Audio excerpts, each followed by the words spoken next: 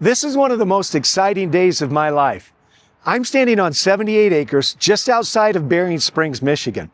God provided and God ordained property for the unfolding of the next chapter of my ministry, Advent Mission Institute, AMI365.org.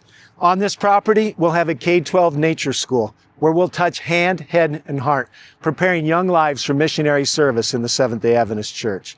We'll have a medical reset ministry where we teach whole person, whole gospel medical missionary methods.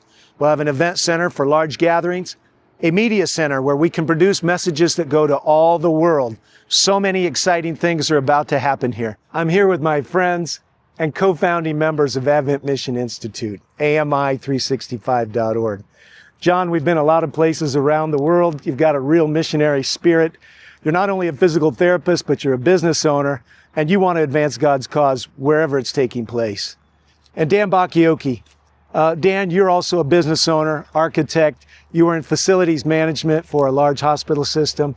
You've got a nonprofit that also promotes as many building projects as possible for the world church. And here we are with AMI. We also have been all around the world together.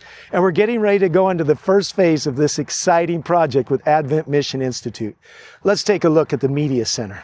Some pretty exciting things are going to happen on this part of the property. As a matter of fact, it'll be one of the first things people see when they drive up. It used to be that everything we did in publishing was on the printed page, but now so much of it's in the digital world. Dan, what do you think is going to happen as a result of this building? This state-of-the-art media building is going to afford AMI and those that are going to serve in the ministry of serving the movement of the Adventist Church to reach the globe. And so from here, we will produce videos, audio. We will have the digital footprint that will connect the world over for those that want to have a personal connection with Christ. If you don't mind, Dan, tell us about some of the details of the building. Well, in its present design, it's 8,500 square feet.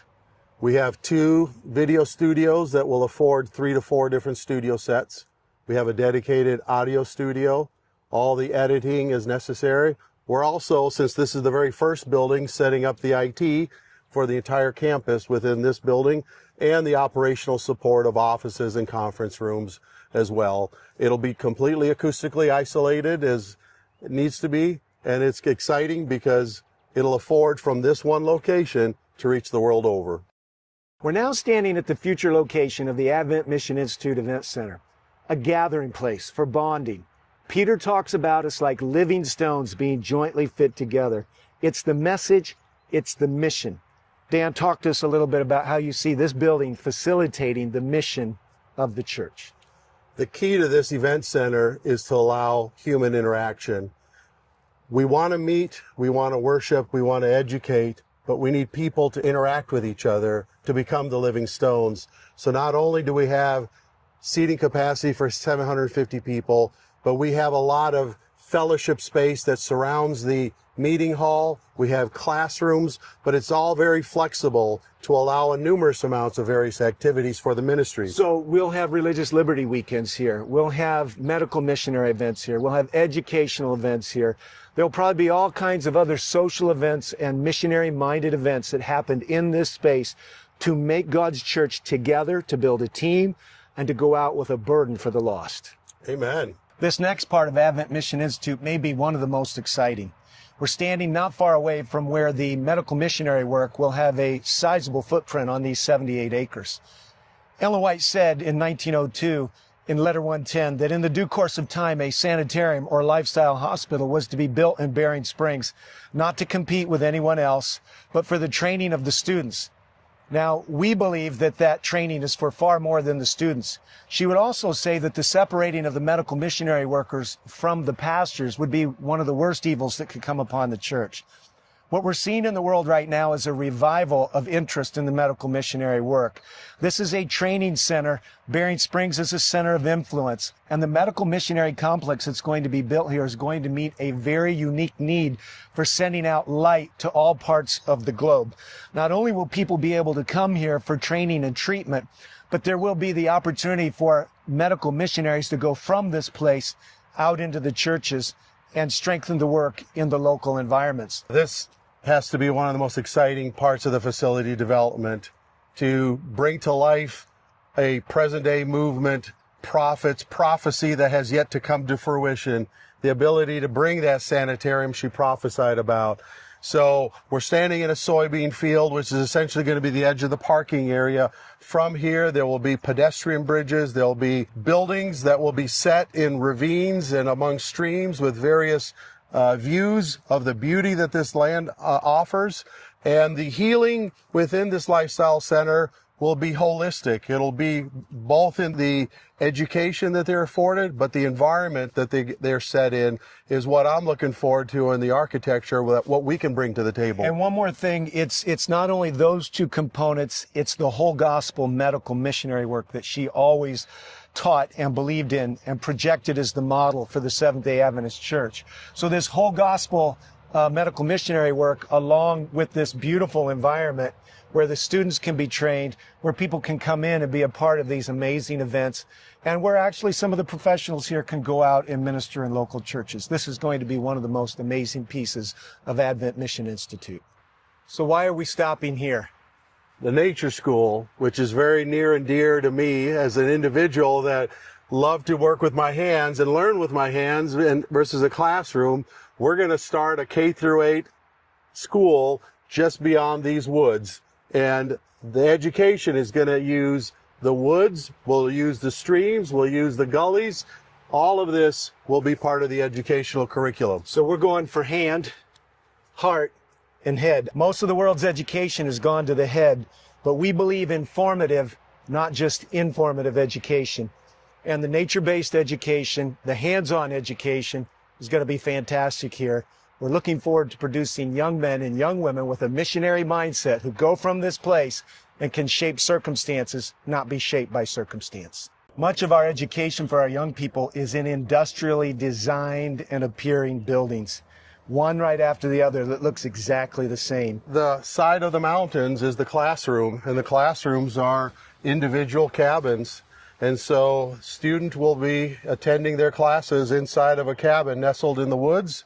And from that, they go to a collective meeting space, which will be along the edge of this hill, which will be overlooking 8 to 10 acre lake. This is Berrien Springs. There's a reason it got that name. In these hills, and we're fairly close to the river, there's streams and springs that flow down all the way to Lake Michigan. This is a low spot in the lower farm. This is where the 8 acre lake is going to be dug. This is going to be a center point around which much recreation, rest, and renewal takes place. I think this lake is going to be every visitor's joy, not just because we're going to offer RV hookups for those attending our workshops, but because of the hub of activity around this lake. We've got K-8 education, we've got farm operation, we've got administrators. We're going to have this lake become an integral component of our nature education. We'll stock it with fish. We'll make sure that it is environmentally stable. It'll be the joy for every visitor to bask in the shoreline and partake of the beauty of this lake. Here we are at the north end of our campus where our academy education is going to take place. Not only will it be nature-based in nature, but it'll include a trade school component. High academics, hands-on learning. This way we don't leave anybody's learning style behind. Plus we know that in this phase of life, young people are making lots of decisions. So the culture of the school will be family-based with an orientation to serving Christ, serving the church, and making a difference for eternity. But I know the men standing with me here have had similar experiences to mine, where those weren't the best years of their life, although they were making big decisions.